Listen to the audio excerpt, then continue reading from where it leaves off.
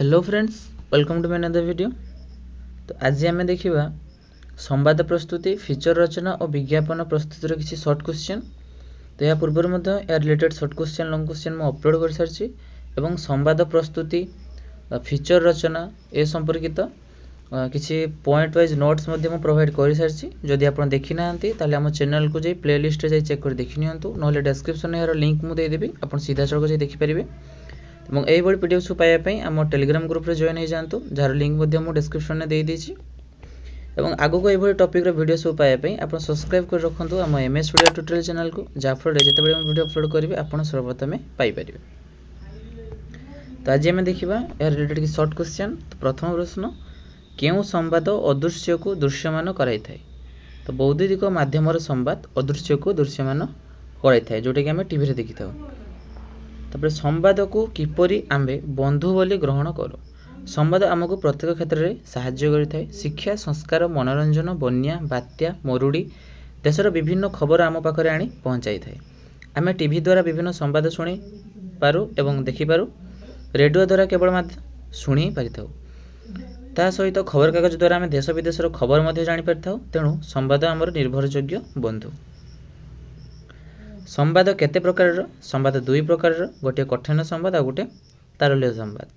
कठिन संवाद क्या कह जाए ना, हठात अस्वाभाविक भाव में आकस्मिक घटना घटले तार तत्क्षण तथ्यात्मक विवरणीगत क सूत्र में प्रतिपादन करागले ताकू कठिन संवाद कह जाए। यहाँ 2 मार्क सर्ट क्वेश्चन इंपोर्टेंट रोचे, यहाँ को भलसे देखिए। तापर तारल्य संवाद क्या कह जाए ना, अपर पक्ष मानवीय आवेदन, कारण विश्लेषण, घटनार परिणाम प्रति पूर्वानुमान, घटनार पूर्वापरि भित्ति तथ्य जितेबाला विश्लेषणात्मक रीति में प्रकाश पाए सेतेबेले ताहाकू तारल्य संवाद कह जाए। व्याख्यामूलक संवाद क्या कह जाए? व्याख्यामूलक संवाद रे प्रतिटी घटना पछर घटना, ताहार कारण विश्लेषण, प्रच्छदपट व्याख्या आदि अंतर्भुक्त। केतेक निर्दिष्ट धरणर पाठक एही प्रकार संवाद को आग्रह सहित पठन करथांती। संवाद पाठक को किपरि सहायक हुए? संवाद साधारणतः पाठकीय उत्कंठा वृद्धि करिबारे सहायक होइथाए। प्रत्याशित संवाद गुड़िक लेख। प्रत्याशित और अप्रत्याशित भल भाव जानिथिबे। तो प्रत्याशित संवाद गुड़िक हेउछि सभा समिति, राजनैतिक, धर्मघट, सांबादिक सम्मिलनी, निर्वाचन स्मरणीय, जातीय दिवस, क्रीड़ा उपयोगिता, वैज्ञानिक आविष्कार शिलान्यास, उद्घाटन इत्यादि प्रत्याशित संवाद। तो सेहीपरि अप्रत्याशित संवाद गुड़िक कौन ना, प्राकृतिक दुर्विपाक यथा सुनामी, बात्या, घूर्णिझड़, बन्या, भूमिकंप, अंशुघात, दुर्घटना, चोरी, नरहत्या, राहाजानी, अपहरण, बोमा विस्फोरण, रास्तारोक इत्यादि अप्रत्याशित संवाद। तापरे आधुनिक शिरोनामार वैशिष्ट्य कौन? आधुनिक शिरोनामार वैशिष्ट्य भाव स्वच्छता, सरलता, स्पष्टता, प्रभा, सूचनात्मकता को ग्रहण करा जाई पारे। स्वल्प संख्यक अति आकर्षणीय शब्द और संक्षेप प्रस्तुत शिरोनामाटी को पाठक को आकर्षित करथाए। संवादर संग्राहक किपरि व्यवहार करबा उचित? संवाद संग्राहक अन्य मानक सहित मधुर व्यवहार और सुसंपर्क रक्षा करबा उचित। एहा द्वारा उभय सरकारी और बेसरकारी उत्सरू मध्य खबर संग्रह करि पारंती। संवादर उत्स कहले कौन बुझाए? प्रकृत पक्षे कहबाकू गले संवादर किसी निर्दिष्ट उत्स न थाए। कौनसी व्यक्ति, अनुष्ठान अथवा घटना मध्य संवादर उत्स होई पारे। तापरे सज्जीकरण दृष्टि शिरोनामा केते प्रकार? सज्जीकरण दृष्टि शिरोनामा विभिन्न प्रकार होता है, यथा झुलंत बाम समतल, दक्षिण सपानीकृत समतल, केंद्रीय सपानीकृत झुलंत मुद्रण रे धाड़ी प्रारंभ रे थिबा अधिक शून्य स्थान बहुथाक विशिष्ट उद्धृति तत्व दृष्टि विभिन्न प्रकार शिरोनामा रही अछि। संवाद को सरस सुंदर करिया पई कोन करिबा उचित? साधारण संवाद को सरस, आकर्षणीय और गुरुत्वपूर्ण करिया पई काहेकि केउ कारणरू किपरि घटिला ताहार तथ्य विवरणी अनुसंधान पूर्वक संग्रह करिबा को पड़िथाय। व्याख्यात्मक लीड काहाकू कहा जाए? खबर कागज रे बाहरुथबा प्राय साधारण लीड गुड़िक व्याख्यात्मक लीड कहा जाय थाए। यह कोनोसी उद्धृति न देई मूल खबर उपयुक्त व्याख्या करथाय। आलंकारिक लीड ताले क्या कह जाए ना, एही धरणर लीड रे साधारण जातीय नेता, गुरुत्वपूर्ण व्यक्तिविशेषक अकाल वियोग जनित तथा अविश्वास शोकवार्ता प्रकाश करथाय। वर्णनात्मक लीड क्या कह जाए? पाठकों आवेग को बांधि रखा वर्णनात्मक लीड व्यवहार कर जाए। पाठक को घटी स्थान और घटना संपर्क में भाविबा को प्रभावित करा जाए। तो यहाँ पर देखिए फीचर रचना। फीचर रचना केते गुड़े शॉर्ट क्वेश्चन। फीचर अर्थ कौन?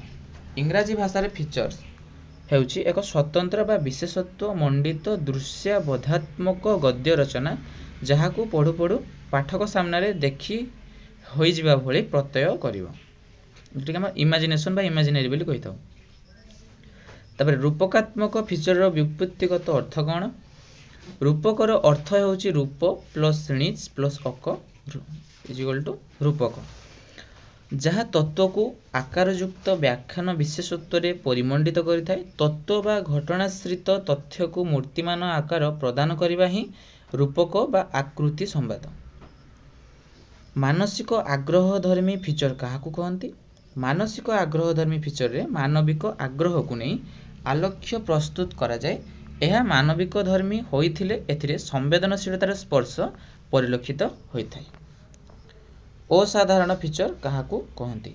विश्वर वैचित्र्यमय क्रिया प्रक्रिया व्यक्तिविशेष और सेमानक कार्यकलाप इत्यादि को नहीं मध्य असाधारण फीचर प्रस्तुत करा जायथाय। व्यक्तिगत विवरणात्मक फीचर काहाकू कहंती?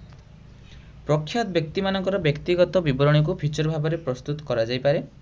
प्रख्यात व्यक्ति जीवन और कार्य को नहीं फीचर भाव में प्रस्तुत करिले ताहा पाठकीय स्वीकृति लाभ करिथाय। एथिरे जीवनर साधना जाति और देश पई सेमानको अवदान इत्यादि मध्य अंतर्निविष्ट करा जाय पारे। तापरे भ्रमण बा पर्यटन फीचर काहाकू कहा जाय? प्राय प्रत्येक मनीष को पर्यटन और एथि सहित जड़ित व्यक्ति विशेष भल लगती। समय और अर्थ अभाव जनित कारणरू कौनसी व्यक्ति कौनसी स्थान को जाई न पारिले से स्थान विषय तांकोठारे थिबा उत्कंठा को पर्यटन फीचर मेंटाई थाए। तापर आकृति संवाद क्या कहा जाय थाए ना ओडिया भाषा रे संवाद व्यवस्था क्षेत्र में फीचर को ही आकृति व्यवस्था बा आकृति संवाद कहा जाय थाए।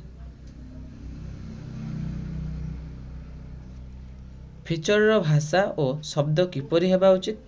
फीचर भाषा सरल और भाषार शब्द व्यवहारिक धारणा अर्थ और ज्ञान अनुसार सहज बोधगम्य हेबा उचित। आकृति और रूपकर व्युत्पत्तिगत अर्थ कौन? आकृति और रूपकर व्युत्पत्तिगत अर्थ हेउची आ कृ प्लस ति बा रूप माइनस णिच प्लस अक एटा केते आकृति आ गोटे रूप णिच मगे अक लगी आकृति हो पारिबो जहाँ तत्व को आकारयुक्त व्याख्यान विशेषत्व रे परिमंडित करथाय। संवाद फीचर काहाकू कहा जाय ना संवाद सहित जड़ित किसी घटनावलीर सुविस्तृति रूप हेउची संवाद भित्तिक फीचर। एथिरे संवादर स्पष्ट छाप थिले मध्य ताहा सहित किछि मात्रा रे काल्पनिक आलेख्य मिसी थाए।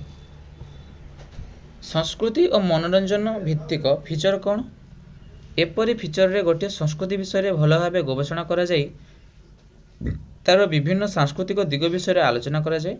एथि सहित लोकंक मनोरंजन उद्देश्य रे सिनेमा यात्रा खेल कसरत प्रभृति भिन्न माध्यम उपरे मध्य आलोचना करा जाय। फीचर रो शैली किपरि अटे? फीचर रो शैली स्वतंत्र गोटे भल फीचर रो भल शिरोनामा इंट्रो बा उपक्रम जो कह जाते माध्यम और उपसंहार थाए। स्तंभ रचना कौन? एटा इंपोर्टेंट। स्तंभ रचना कौन? निरस संवादधर्मी तथ्य को सरस पठन कलायुक्त रसमय मनोरंजन धर्मी शिक्षादान भित्तिरे विलसित करिवार सहज सरल सरस अभिव्यक्ति होची स्तंभ रचना। केउं विषय को नहीं स्तंभ रचना करा जाय थाए? स्तंभकारଙ୍କ ନିଜସ୍ୱ रुचि और धारणा अनुसार राजनैतिक सामाजिक सांस्कृतिक विज्ञान शिल्प ग्रामांचल समस्या अर्थनीति वाणिज्य साहित्य शिक्षा धर्मदर्शन आदि विषय को नहीं स्तंभ रचना होता है। स्तंभ किपरि प्रकाशित हुए? पत्रिकादि विशेष संख्यार संख्याटीर विशिष्टता को नहीं कहानी सूत्र रे प्रकाशित हुए ताहा होछि स्तंभ रचना बा स्तंभ प्रकाश। तब देखिए विज्ञापन प्रस्तुति रिलेटेड किसी शॉर्ट क्वेश्चन। विज्ञापन एवं विज्ञापन कला काहाकू कुहाଯାଏ? प्रसार ओ अन्यर आदर भाजन पाई निजर आभिमुख्य विशेषत्व गुरुत्व चाहिदा पूरण सामर्थ्य सुलभ जगाण गुणात्मक अवदान इत्यादि को अभिप्रेरणा प्रक्रिया रे प्रचारित करिवार माध्यम को विज्ञापन एवं तार प्रस्तुति और प्रभाव वैचित्र्य को विज्ञापन कला कुहाଯାଏ। विज्ञापनर वृद्धिकरण केउं सबु कारणरू घटाई अछि? व्यवसाय क्षेत्र में उत्पादन क्षेत्र में सुविधावादी लाभदायक संस्था और अनुष्ठान क्षेत्र में विज्ञापनर प्रयोजन अति मात्रा रे संप्रति अनुभूति हेउछि वस्तुवादी प्रतियोगिता स्वतंत्र प्रदर्शन मनोवृत्ति भोगवादी सभ्यता चाकचक्य बजार स्थिति और अर्थनैतिक उत्थान पतन विज्ञापनर वृद्धिकरण घटाइछि। विज्ञापन कलारे अभिप्रेरणा कौशल कौन?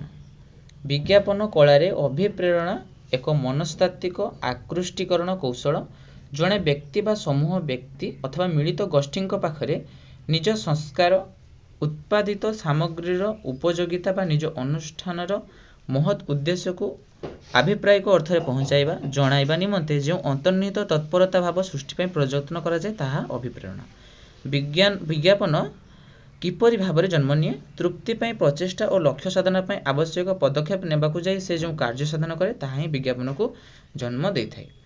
उपभोक्ता माने किपरि वशीभूत हुअन्ति प्रशंसा निंदा पुरस्कार सुलभ सुविधा मूल्य ह्रास अन्य समग्रति उत्पादन बा विचारबोध सहित तुलना और निजस्व उत्कर्ष प्रतिपादन इत्यादि माध्यम रे बाह्यिक अभिप्रेरणा सृष्टि करी उपभोक्ता को वशीभूत करिथाय।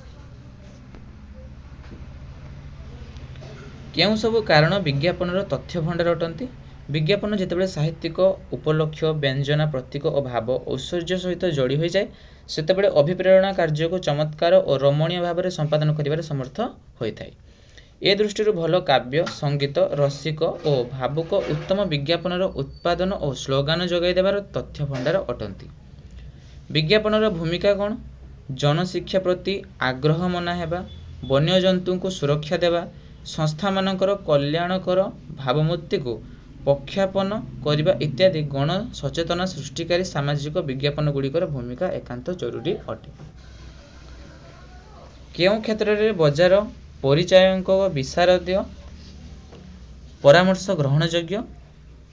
विज्ञापित प्रसंग और वस्तुर समकालीन आवश्यकता यथार्थता बजार स्थिति जनमानसर आंतरिकता को लक्ष्य करी केउ माध्यम रे किपरि भाषा और चित्र जोगे विज्ञापित हेबा उचित ताहा स्थिर करा जिबा उचित। ए क्षेत्र रे बजार परिचायक विशारदीय परामर्श ग्रहण योग्य। विज्ञापन कला और साहित्य किपरि संपर्कनित? विज्ञापन एक कला कम शब्द रे अधिक भाव प्रकाश यार विशेषत्व। विज्ञापनदाता माने विज्ञापन प्रसारण निमंते अर्थ प्रदान करती एणु संवादपत्र होर्डिंग पत्रपत्रिका बा टेलीविजन रे प्रसारित विज्ञापन सब स्वल्प समय बा स्वल्प स्थान मध्य अधिक प्रकाशक्षम हेबा उचित। उपयुक्त शब्द संयोजना साहित्यर एक विभव टेलीविजन प्रसारित विज्ञापन रे कथा और एक्शन रो समन्वय रक्षा करने को होइथाय। एथिरे गीता संलाप एक्शन रो सब भरपूर प्रयोग करा जायताय एणु वर्तमान गल्प कविता और नाटक परि विज्ञापन मध्य साहित्यर एक विशेष अंग भाव में उभा होइछि। दाम्पत्य जीवन में संदेह और विशृंखला देखा देछि यार सकारात्मक फल पई केउं केउं उपन्यास को विज्ञापन धर्मी साहित्य कृति करा जाय कुहा जाय परिबो। दाम्पत्य जीवन में संदेह और विशृंखला देखा देछि जदि यार सकारात्मक फल निमंते कान्हचरणकर का प्रतिभा रायक देहातीत विभूति पट्टनायक बधू निरुपमा प्रतिभा शतपथी तन्मय धूली इत्यादि साहित्य कृति पढ़िबा हेउछि विज्ञापन धर्मी उपन्यास। सरकारी कर्मचारी आर्थिक दुर्नीति तसामदी अन्यायर परिवर्तन पई केउ उपन्यास ग्रहणीय? अनुरूप भाव में सरकारी कर्मचारी आर्थिक दुर्नीति तसामदी अन्यायर सरकारी कर्मचारी पई गोपीनाथक दानापाणी उपन्यास पढ़िबा अधिक ग्रहणीय। विज्ञापन को असांस्कृतिक करिवार प्रथम और प्रधान उपाय कौन? विज्ञापन को असांस्कृतिकरण करिवार प्रथम और प्रधान उपाय होछि आंचलिक लोक संस्कृति भित्तिरे विज्ञापनर वक्तव्य और दृश्यपट को संपृक्त करिबा। एथि निमंते लोक संस्कृतिर अन्यतम दिग लोक साहित्य को लोकगीत लोककथनी लोकनृत्य गीत लोकवचन इत्यादि आधार करी लोकमानस रे विज्ञापनर उद्देश्य को अनुप्रवेश कराइबा। विज्ञापन कलार वैशिष्ट्य कौन? विज्ञापन कलार वैशिष्ट्य अन्यर मन को पूर्व स्थित को विच्युति कराई अन्य आड़ को चुंबकवत आकर्षित करी अभिप्राय चरितार्थ करियो। विज्ञापन बृहत्तर लक्ष्यटी कौन? विज्ञापन बृहत्तर लक्ष्यटी होची सामाजिक अंधविश्वास दूरीकरण, नुआ सभ्यतार घोषणा और प्रचार एवं जनसचेतना वृद्धि करने हेउची विज्ञापन लक्ष्य। विज्ञापन किपरि प्रस्तुत करा जाए? आग्रही उपभोक्ता जनकर मतामत को सकारात्मक भाव में प्रभावित करिवार प्रयोजनबोध को विज्ञापन प्रस्तुति करा जाइथाय। एही प्रस्तुति विज्ञापन प्रस्तुतिकारी संस्था अथवा स्वयं विज्ञापनदाता। विज्ञापनटी केउ प्रतिशब्द आसी? विज्ञापन इंग्राजी प्रतिशब्द होउची एडवर्टाइजमेंट, जार अर्थ विशेषत्व परिचयकरण। मूल लैटिन शब्द आड भर्तेरे रु एही शब्दटी उत्पन्न। एहार अर्थ मन को आकृष्ट करबा, मन पसंद हेबा, मन को छुई जिबा। विज्ञापन कलात्मक प्रयोग गुड़िक संक्षेप में लेख। विज्ञापन एक मिश्र कला। विज्ञापन मुख्यतः केते प्रकार कलात्मक प्रयोग रही है। अन्य को किपरि भूले भाले मन निज प्रति आकृष्ट करिबारे, मनुष्य नहीं विज्ञापन निजर कलात्मक उद्देश्य को चरितार्थ करिबारे सर्वदा तत्परता प्रकाश करि आछि। विज्ञापन केउ केउ माध्यम रे गति करथाय? छापा माध्यम, श्राव्य माध्यम, दृश्य माध्यम, दृश्य श्राव्य माध्यम रे विज्ञापन गति करथाय। विज्ञापन किपरि सर्वश्रेष्ठ कलात्मक उपभोग होइथाय? विज्ञापन किपरि सर्वश्रेष्ठ कलात्मक उपयोग होइथाय? जो विज्ञापन जेते कलात्मक ताहा सेते मात्रा आकर्षित होता है। तेणु लोक मानसिकता को आकर्षित करने विज्ञापन लेखा, रेखा, रंग, व्यंगर चित्र, संकेत शब्द, स्वर, संगीत और वाद्य प्रभृति को आदरी नहीं एगुड़ी सर्वश्रेष्ठ कलात्मक उपयोग करथाय। विज्ञापन किपरि लोक मन को आकर्षित करिथाय? विज्ञापन जेते सुंदर सूक्ष्म परिच्छन्न हुए तार आकर्षित क्षमता सेते अधिक होइथाय। विशेषकर आलोक्य और तदनुरूप चित्र तथा संगीत प्रस्तुति क्षेत्र में श्रवण ग्रहिता, दृष्टि गृहीता और हृदय ग्रहिता उपरे विशेष दृष्टि दिया जाए। विज्ञापन किपरि दर्शक मन को किणिथाय? विज्ञापन प्रकृत रंग आकर्षणीय चित्र छवि को रंगरंजित कर दर्शकों मन किणिबार प्रयास करथाय। विभिन्न प्रकार रंगीन छवि, चित्र, फोटो प्रभृति साहाय्य विज्ञापन आकर्षणीय तोरण होर्डिंग मान निर्माण करथाय।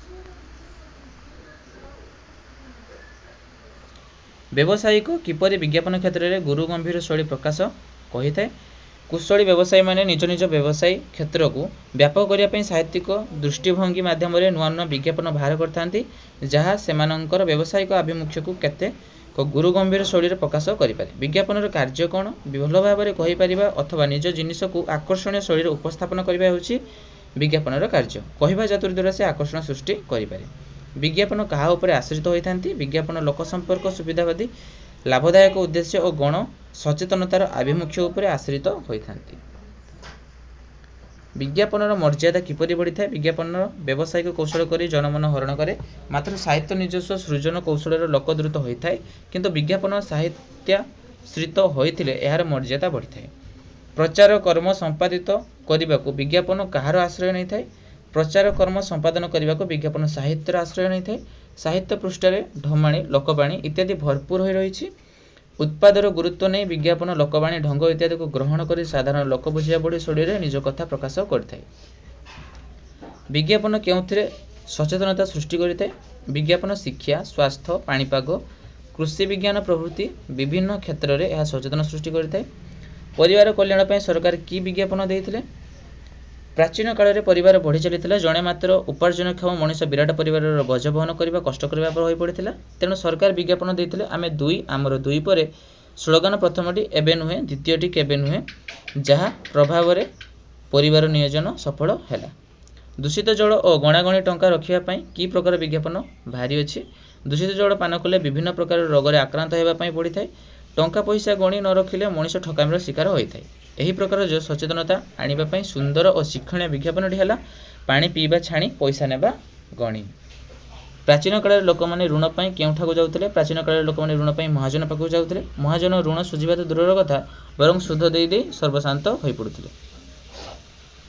आधुनिक जुग में लोक मैंने केउठु ऋण आणुथिले?